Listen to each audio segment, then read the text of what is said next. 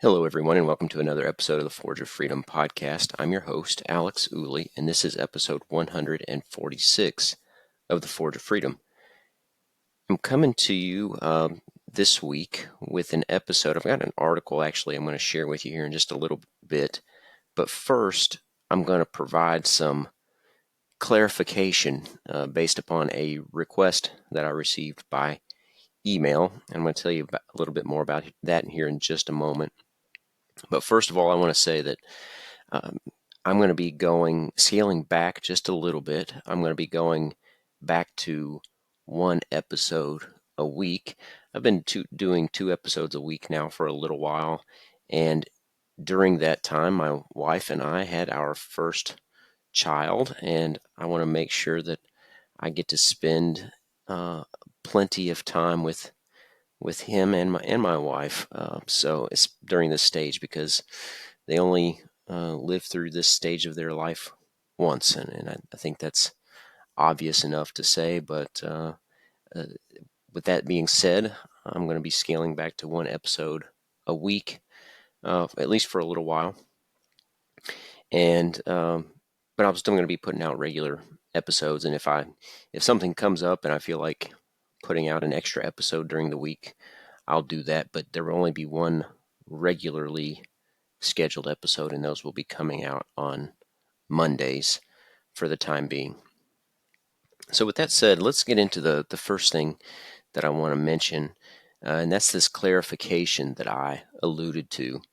So back on, let's see, episode 102, which was released in February of this year. It was episode 102, Test Your Knowledge of U.S. Gun Laws.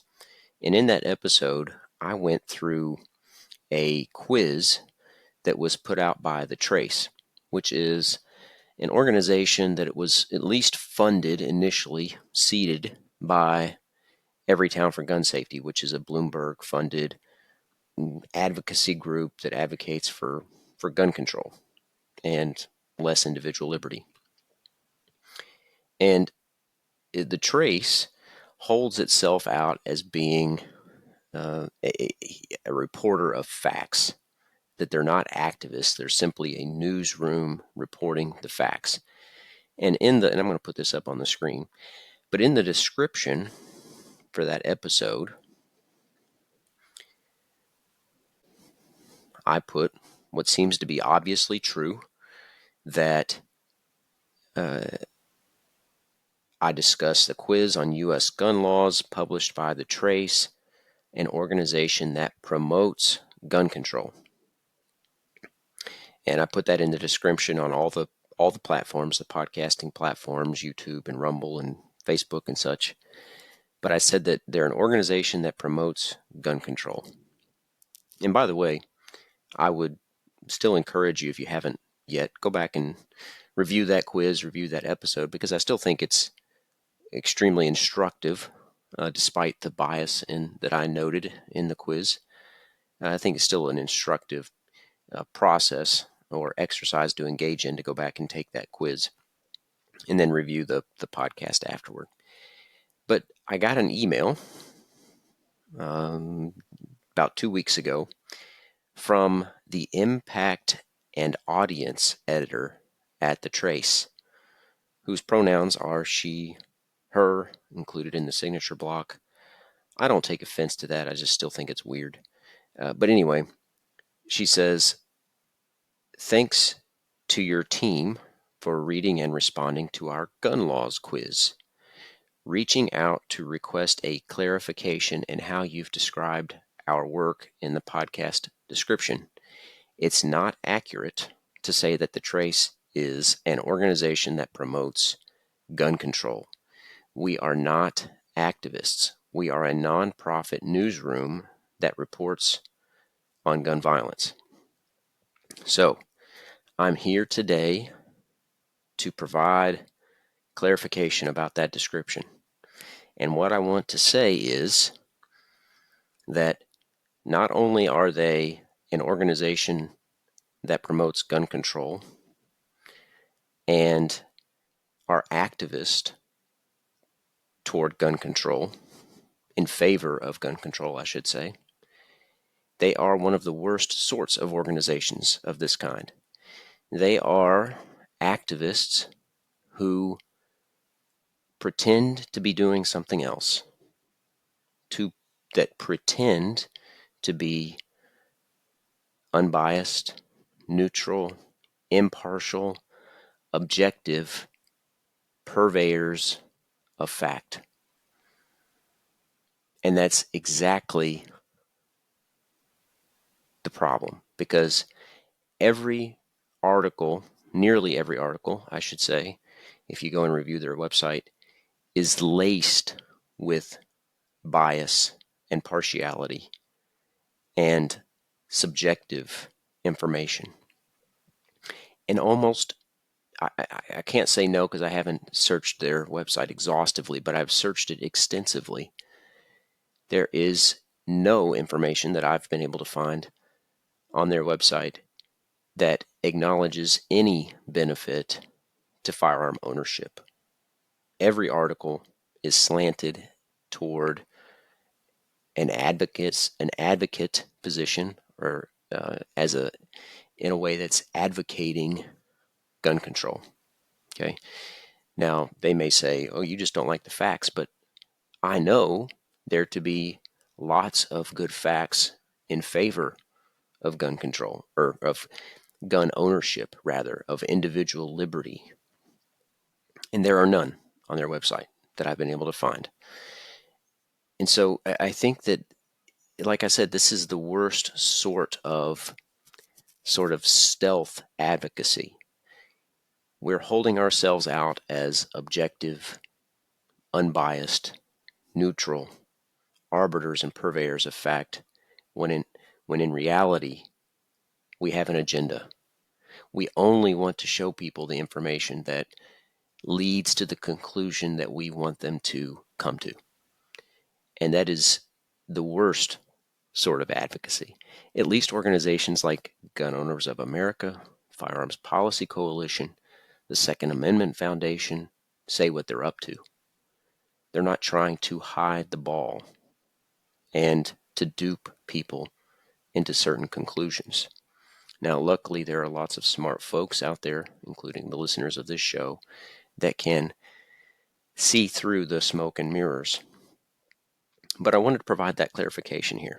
Their email inspired me to clarify my description. I think looking back on it, saying simply that they're an organization that promotes gun control was putting it far too lightly and nicely. So with that being said, nevertheless, I would encourage you to go back, read their website. I think that it helps to grapple with the sorts of arguments on both sides to look at their website.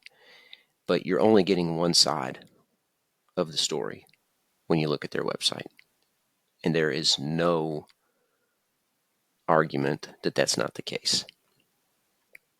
And so I think go back and look at the quiz. I talk about the bias that's laced into that quiz, and take a look at the rest of their website as well. I'd certainly encourage you to do that. And if you're convinced by their arguments, I don't want to shame you for that. But to say that they're not advocating something when all they promote is information that lends to the conclusions they want you to reach, to say that's not advocacy is simply hogwash. So with that being said, before I move on, actually, bear with me here just a moment. I'm going to pull up, for those who didn't see, this is the quiz. If you're watching this podcast by video, it's just called Test Your Knowledge of U.S. Gun Laws. And I'll link to that quiz again in the show notes to this episode. I'll also link back to episode 102 if you're interested in catching that. But just one example. One of the top articles on their website for the last week has been this article called AR-15s are used in America's deadliest shootings. Why is it so hard for police to defend against them? And throughout this article, if you just do a search and find, it calls AR-15s assault weapons. Assault weapons. 17 times, if you do a search, this word assault or assault weapons comes up. And assault weapons, and I'm pointing this out because this is one of the top articles on their website just this week. And this sort of bias is, like I said, it's pervasive throughout the rest of their website and throughout the rest of their so-called reporting. But assault weapons is a made-up term. It's a political term. And if for a more in-depth discussion about this, I'd encourage you to go back and listen to the episode I recorded with Stephen Holbrook about his book, America's Rifle. And it was a book defending the AR-15, defending firearms, but defending the AR-15 in particular as America's Rifle. And in that book, he says, prior to 1989, the term assault weapon did not exist in the lexicon of firearms. It is a political term developed by anti-gun publicists to expand the category of assault rifles so as to allow an attack on as many additional firearms as possible on the basis of undefined evil appearance. And that's what this is about. It's the assault weapon phrase or term is, as Stephen Holbrook says, it's a made-up, politicized term. There is no definition of assault weapon. And so they use it as this boogeyman term to encompass all sorts of firearms, including the AR-15 as something scary that we should have the government prohibit or outlaw. And assault rifles are real things. There's a military definition of assault rifle, and that's a selective fire rifle that you can switch between semi-automatic fire and automatic fire or burst fire. And so there is a clear definition of assault rifle. There is no definition of assault weapon. It's a made-up political term. And in fact, in 2022, although places like The Trace, who hold themselves out as factual, neutral, unbiased reporters, the media like The Trace use assault weapon indiscriminately. But the Associated Press style book advised in 2022, they said, the preferred term for a rifle that fires one bullet each time the trigger is pulled and automatically reloads for a subsequent shot is a semi-automatic rifle. An automatic rifle continuously fires rounds if the trigger is depressed and until its ammunition is exhausted. Avoid assault rifle and assault weapon, which are highly politicized terms that generally refer to AR or AK style rifles designed for the civilian market, but convey little meaning about the actual functions of the weapon. So there you go. Stephen Holbrook, the AP style book, they say these are politicized terms, at least assault weapon, although the AP includes assault rifle, even though assault rifle, as I said, has an actual definition. And I'll include a link to back to the episode I recorded with Stephen Holbrook, and also to the AP style book recommendation. So anyway, there you have it. There's my clarification. Is a bit of a rant, but also a clarification. And I'm sure, or I wouldn't be surprised if I get a follow-up for a clarification from The Trace, the impact and audience editor. We shall see. But with that being said, I've got an article that I want to share with you today, and it's an article at the 10th Amendment Center by Michael Bolden. The article was published July 22nd, 2024. and it's called 8 Essential Principles Behind the Second Amendment. And I think that the 10th Amendment Center, obviously in the name, they talk a lot about the 10th Amendment, but they have a ton of great content about the Second Amendment and about other aspects of individual liberty.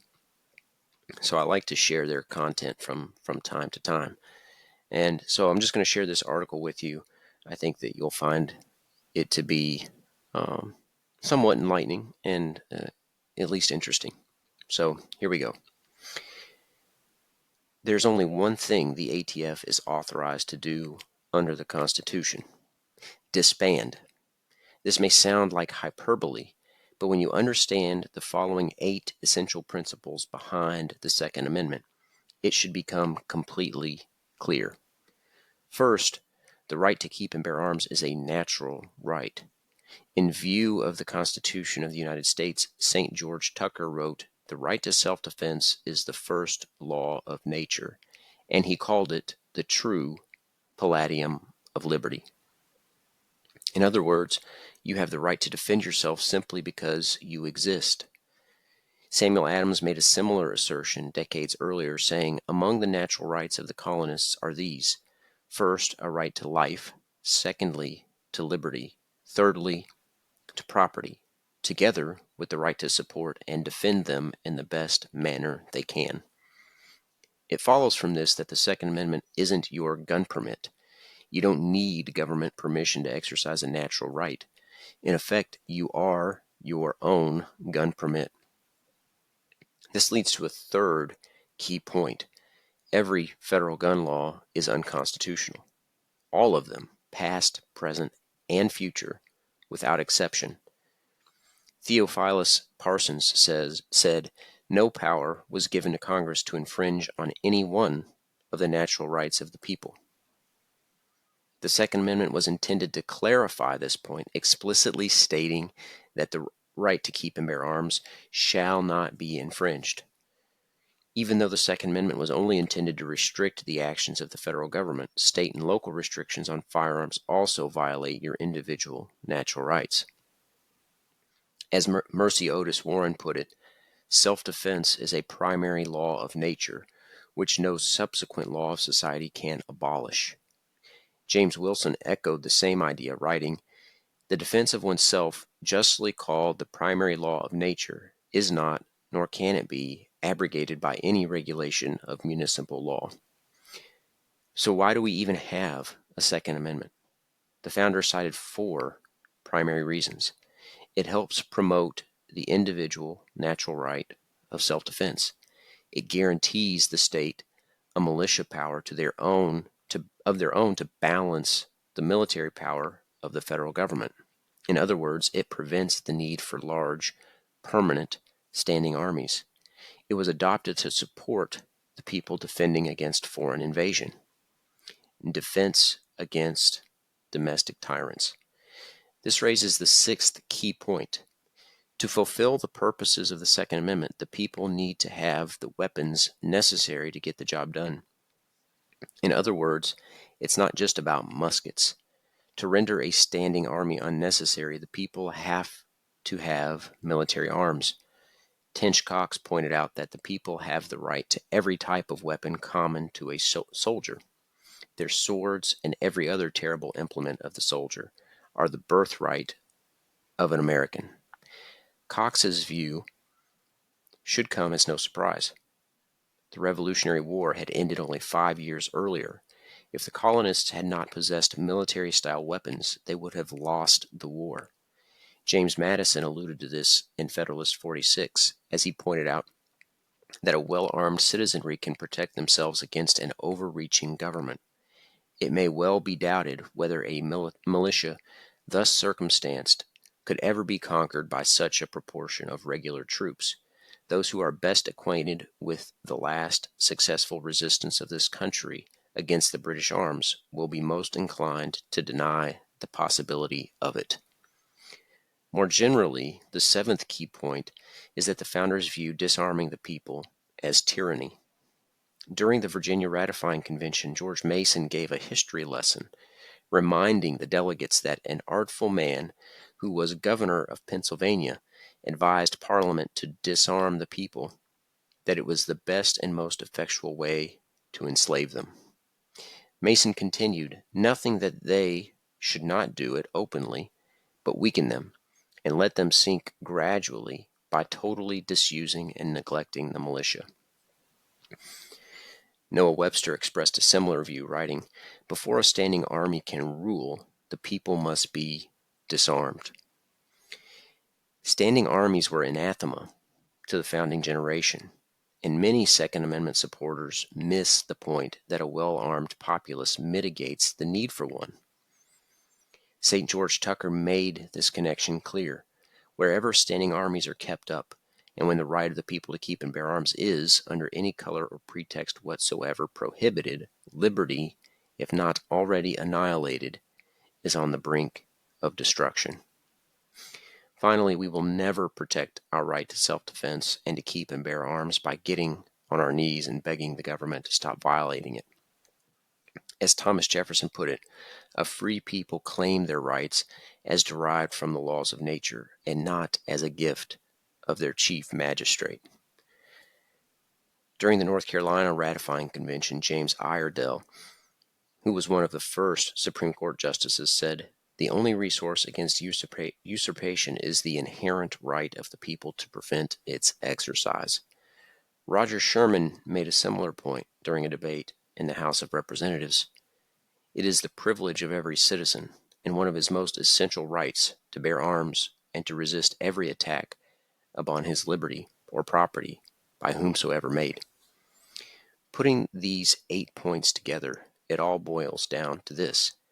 The only way to protect your rights is to exercise them whether the government wants you to or not. Before you go, a quick bonus point. As Thomas Jefferson advised his 15-year-old nephew, Peter Carr, it's essential for young people to be well-armed and trained too.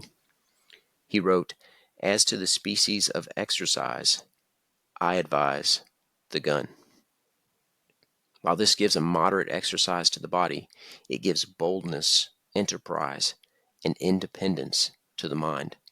Games played with the ball and others of that nature are too violent for the body and stamp no character on the mind. Let your gun, therefore, be the constant companion on your walks. So there you have it. Once again, that's 8 essential principles behind the Second Amendment by Michael Bolden at the 10th Amendment Center. And I'll, of course, link to that in the show notes so you can go reread that. And I would encourage you to read this before you go take a look, or after, either way. But I think it's more effective if you read it before you go take a look at the Trace's website, because it helps frame your mind with respect to what the Trace is putting out.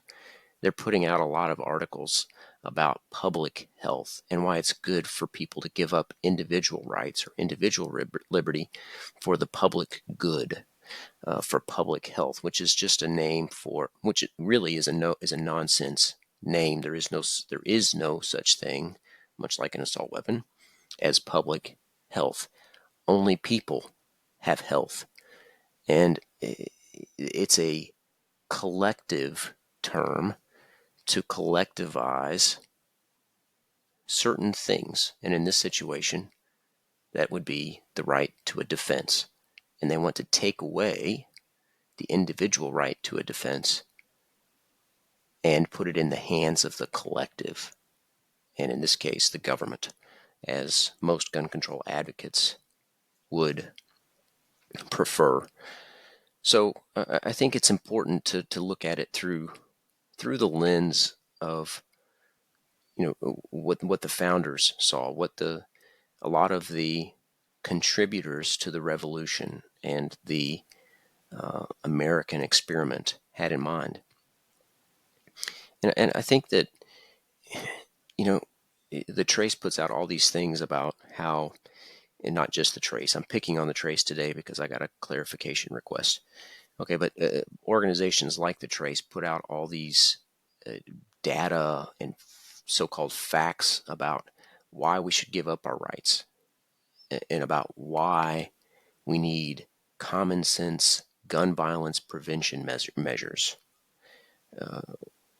And they're almost always cast in terms that, look, there's no benefit to you having your individual liberty, so you might as well give it up because it benefits the whole.